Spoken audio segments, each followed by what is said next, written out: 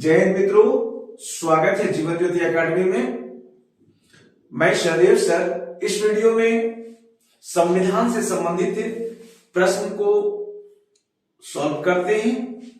प्रश्न आता है मित्रों कि भारत के अंतरिम संसद में कुल कितने सदस्य थे। भारत की जो अंतरिम संसद थे उसमें कुल कितने सदस्य थे? तो कितने संसद थे? 296 थे। कितने थे? 296। अगला प्रश्न आता है कि संविधान सभा में कुल कितनी महिलाएं थी। यानी संविधान बनाने की जो सभा बनाई गई थी उसमें कुल कितनी महिलाएं थी। ठीक है, तो ये देखिए बहुत विवादित प्रश्न है। अगर आंसर में 15 देता है तो 15 में टिक लगाइए। अगर 15 ना देकर के अगर 10 देता है तो 10 में टिक लगाइए। ठीक है। अगला है कि भारतीय संविधान को बनाने हेतु कुल कितने अधिवेशन हुए थे। ये देखिए बहुत इंपॉर्टेंट प्रश्न है कि भारतीय संविधान को बनाने के लिए कुल कितने अधिवेशन हुए थे। ठीक है, तो कितने अधिवेशन हुए थे? 12 अधिवेशन हुए थे। कितने हुए थे? 12 अधिवेशन हुए थे। ठीक है। अगला प्रश्न आता है कि आजाद भारत के संविधान सभा के अध्यक्ष कौन थे। देश जब आजाद हो गया तो संविधान सभा के अध्यक्ष कौन थे? तो स्वाभाविक है संविधान सभा के अस्थायी अध्यक्ष कौन थे? डॉक्टर राजेंद्र प्रसाद थे।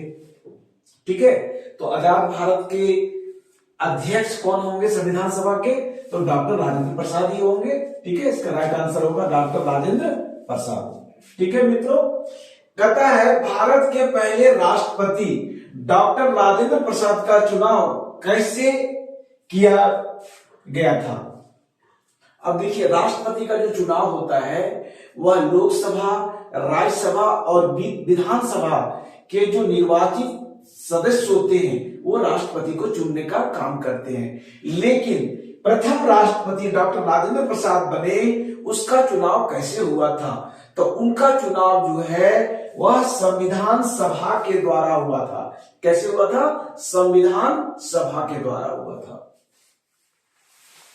अगला प्रश्न है मित्रों कि हमारा राष्ट्रगान पहली बार कब और कहां गाया गया था। राष्ट्रगान नेशनल एंथम जो है वह सबसे पहली बार कब और कहां गाया गया था। तो सबसे पहले जो है 27 दिसंबर 1911 को कलकत्ता के अधिवेशन में गाया गया था। कब? 27 दिसंबर 1911 को। कहां पे? कलकत्ता अधिवेशन में। ठीक है मित्रों। अगला प्रश्न कहता है कि स्वतंत्र भारत की लोकसभा का पहला अध्यक्ष कौन था। स्वतंत्र भारत का लोकसभा का पहला अध्यक्ष कौन था? तो कौन थे? जीवी मावलंकर।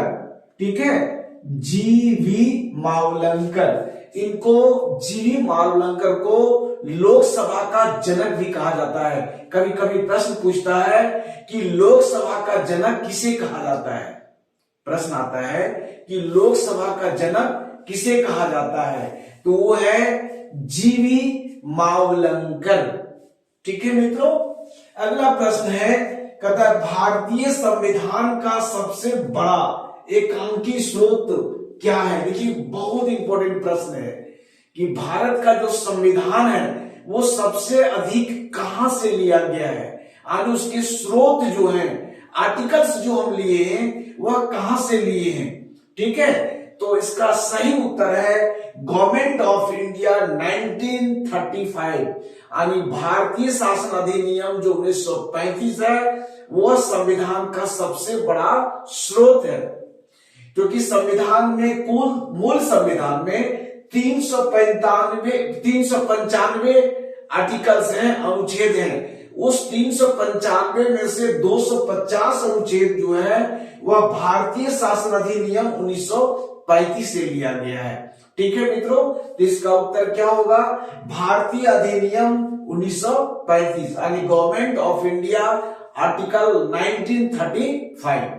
ठीक है। अगला प्रश्न देखिए क्या है। भारत है एक, भारत क्या है?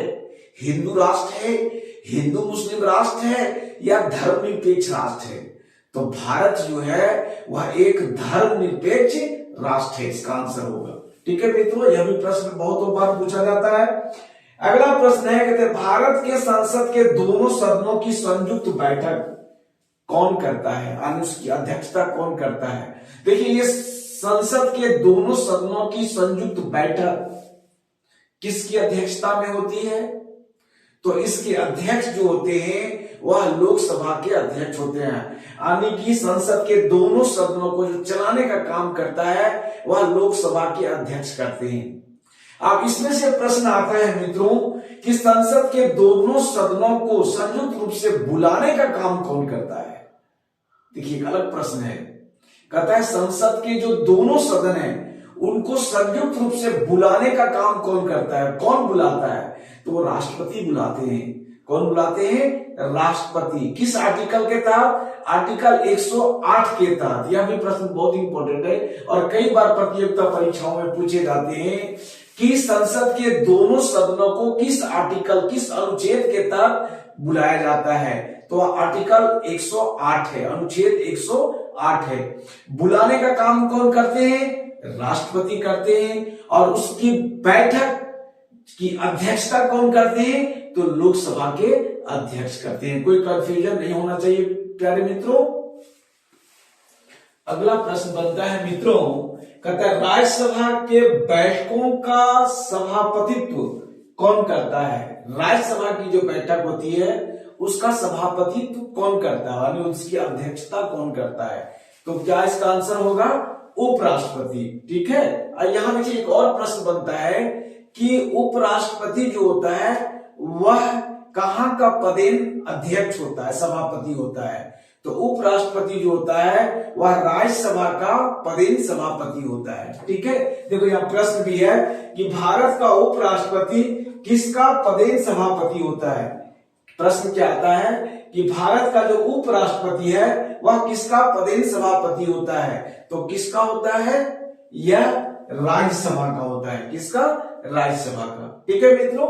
अगला प्रश्न देखिए क्या देता है। कहता है संविधान के किस संशोधन द्वारा मतदान की आयु 21 वर्ष से घटा करके 18 वर्ष कर दी गई है? पहले क्या था? मतदान की जो उम्र सीमा थी वह 21 वर्ष था, महिला एवं पुरुष दोनों के लिए। कहता है प्रश्न में कि किस संविधान संशोधन के द्वारा यह उम्र सीमा 21 वर्ष से घटा करके 18 वर्ष कर दिया गया है? ठीक है। तो इसका आंसर क्या है? 61वां संविधान संशोधन अधिनियम। कब? 1989 में। यानी कि 61वां संविधान संशोधन अधिनियम के तहत 1989 में जो मतदान देने की उम्र सीमा 21 वर्ष थी उसको घटा करके 18 वर्ष कर दिया गया है। ठीक है मित्रों, बहुत इंपॉर्टेंट प्रश्न है, कई बार ये प्रश्न पूछे गए हैं। कहता है भारत में आजादी के बाद पहला आम चुनाव कब संपन्न कराया गया? देखिए यह भी प्रश्न काफी इंपॉर्टेंट है और कई बार पूछे गए हैं। कहता है कि पहली बार, प्रथम स्वतंत्रता के बाद सबसे पहला बार आम चुनाव जो है वह कब संपन्न कराया गया? तो कब कराया गया था?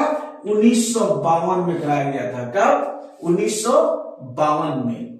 अब देखिए एक ऐसा प्रश्न है जो बहुत इंपॉर्टेंट है। क्या है? भारत के प्रथम वायसराय कौन थे? भारत के प्रथम वायसराय कौन थे? ठीक है, तो है लॉर्ड कैनिंग। कौन थे? Lord Canning. और एक प्रश्न आता है कि भारत के प्रथम गवर्नर कौन थे? तो वो थे लॉर्ड विलियम बेंटिक। प्रश्न देखिए मित्रों क्या कहता है। कहता है भारत के पहले मुख्य चुनाव आयुक्त कौन थे? भारत का सबसे पहला मुख्य चुनाव आयुक्त कौन थे? ठीक है, तो इसका आंसर होगा सुकुमार सेन। मित्रों इस प्रश्न पे बहुत बढ़िया से ध्यान देंगे, यह काफी इंपॉर्टेंट प्रश्न है। कहता है कि भारत के पहले मुख्य चुनाव आयुक्त कौन थे? तो कौन थे? सुकुमार सेन। ठीक है, बहुत इंपॉर्टेंट है। कहता है किस अधिनियम के अंतर्गत बंगाल के गवर्नर को भारत का गवर्नर जनरल बना दिया गया। प्रश्न को बिल्कुल बढ़िया से समझिए। कहता है किस अधिनियम के अंतर्गत बंगाल का जो गवर्नर था उसको भारत का गवर्नर जनरल बना दिया गया। तो है ये 1833 का चार्टर्ड अधिनियम। कब है? 1833 का चार्टर्ड अधिनियम। ठीक है मित्रों, पुनः कहता है, प्रश्न है कि भारत के मुख्य चुनाव आयुक्त की नियुक्ति किसके द्वारा की जाती है? भारत के मुख्य चुनाव आयुक्त की नियुक्ति जो है वह किसके द्वारा की जाती है? क्या उपराष्ट्रपति के द्वारा, राष्ट्रपति के द्वारा, सर्वोच्च न्यायालय के मुख्य न्यायाधीश के द्वारा, किसके द्वारा? तो राष्ट्रपति नियुक्त करता है। मुख्य चुनाव आयुक्त की जो नियुक्ति होती है वह कौन करते हैं? राष्ट्रपति करते हैं। राष्ट्रपति के द्वारा नियुक्त किए जाते हैं। ठीक है मित्रों, अगला प्रश्न कहता है कि भारत के संविधान में प्रेस की स्वतंत्रता किस अनुच्छेद के तहत सुनिश्चित की गई है? प्रेस की स्वतंत्रता, मीडिया को जो फ्रीडम मिला है, जो स्वतंत्रता मिली हुई है, वह किस अनुच्छेद के तहत उनको यह स्वतंत्रता प्राप्त है? तो यह है अनुच्छेद 19 ये, या अनुच्छेद 19 का आर्टिकल 19A। ठीक है, यह भी काफी इंपॉर्टेंट प्रश्न है और कई बार ये प्रश्न प्रतियोगिता परीक्षाओं में पूछे गए हैं। ठीक है मित्रों, यह प्रश्न देखिए मित्रों, प्रश्न कहता है भारतीय संविधान का कौन सा अनुच्छेद संसद को संविधान संशोधन करने की शक्ति देता है? कहता है कि भारतीय संविधान का वह कौन सा अनुच्छेद है जिससे संसद को, यानी पार्लियामेंट को, संविधान में संशोधन करने की शक्ति देता है? तो इसका आंसर क्या होगा? आर्टिकल 368, यानी कि अनुच्छेद 368। अनुच्छेद 368 जो है वह संसद को संविधान संशोधन करने की शक्ति देता है। ठीक है, अब यहां एक प्रश्न आता है कि संविधान संशोधन की जो प्रक्रिया है वह किस देश से ली गई है? यह भी बहुत इंपॉर्टेंट प्रश्न है कि संविधान संशोधन की जो प्रक्रिया है वह किस देश से ली गई है? इसका आंसर है मित्रों दक्षिण अफ्रीका से लिया गया है। कहां से लिया गया है? दक्षिण अफ्रीका से लिया गया है। ठीक है, अगला प्रश्न देखिए क्या है कि भारत के संसद के अपर हाउस यानी उच्च सदन को क्या कहा जाता है? जब संसद के अपर हाउस की बात करेंगे तो उसको राज्यसभा कहते हैं, और लोअर हाउस जब कहेंगे, निम्न सदन कहेंगे, तो लोकसभा आता है। ठीक है, इसका आंसर समझ में आ गया कि संसद के जो अपर हाउस है उसको राज्यसभा कहते हैं और लोअर हाउस जो है, निम्न सदन है, उसको लोकसभा कहते हैं। अब यहां एक बात का ध्यान रखेंगे प्यारे मित्रों, चूंकि राज्यसभा जो अपर हाउस है लेकिन द्वितीय सदन है, कभी कभी ऐसा भी प्रश्न आता है कि संसद के द्वितीय सदन को क्या कहते हैं? संसद के द्वितीय सदन को क्या कहते हैं? तो द्वितीय सदन जो है वह राज्यसभा है लेकिन उच्च सदन है, जबकि लोकसभा निम्न सदन है लेकिन प्रथम सदन है। क्या है? प्रथम सदन है। ठीक है मित्रों, तो इस प्रकार से जितने भी प्रश्न संविधान से संबंधित बन रहे हैं एक एक करके मैं उसको बताने की कोशिश कर रहे हैं, समझाने का प्रयास कर रहे हैं। तो संविधान से संबंधित जितने प्रकार के प्रश्न बनते जा रहे हैं एक एक करके उसको समझाने की कोशिश कर रहे हैं। उम्मीद करते हैं वीडियो आपको अच्छी लगेगी। वीडियो को जरूर लाइक करें, अधिक से अधिक अपने मित्रों को शेयर करें और चैनल को सब्सक्राइब करना ना भूलें। जय हिंद।